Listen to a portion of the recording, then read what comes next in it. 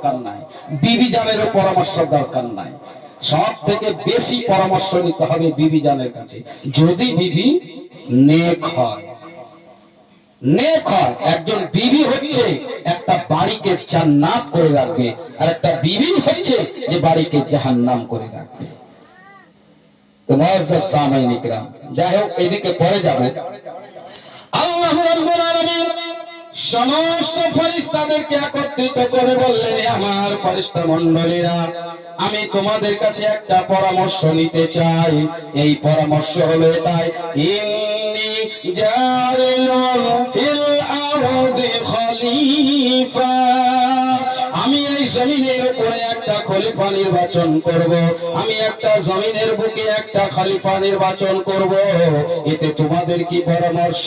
ফেরেশতারা শোনার পথে সাথেই ফেরেশতারা বলে উঠল, ইলাহ রাব্বুল আলামিন, ওগো আল্লাহ রাব্বুল আলামিন, ইন্নী জাইলুন ফিল আরদি খলিফা, আপনি নিশ্চয় নিশ্চয় আপনি পারবেন খলিফা বানাতে, কিন্তু আমাদের একটা পরামর্শ। কি পরামর্শ?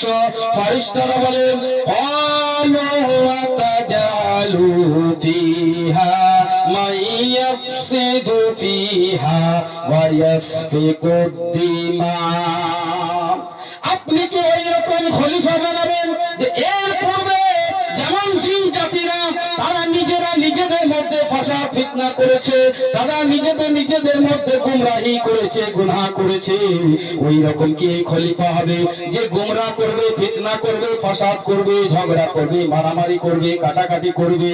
তার চাইতে বড়, নাহানু নুসাব্বিহু বিহামদিকা ওয়া নুকদ্দিসু লাকা, তার চাইতে বেশি ওগো আল্লাহ আমরা যা এখন ইবাদত তোমার করছি, আমরা যা ইবাদত উপাসনা তোমার করছি, তার চাইতে ডবল ডবল, তার চাইতে বেশি বেশি আমরা ইবাদত করব, তুমি মানব জাতিকে বানায় না। বলে এরা তো আবার ওই রকমই হবে, কারণ আমাদের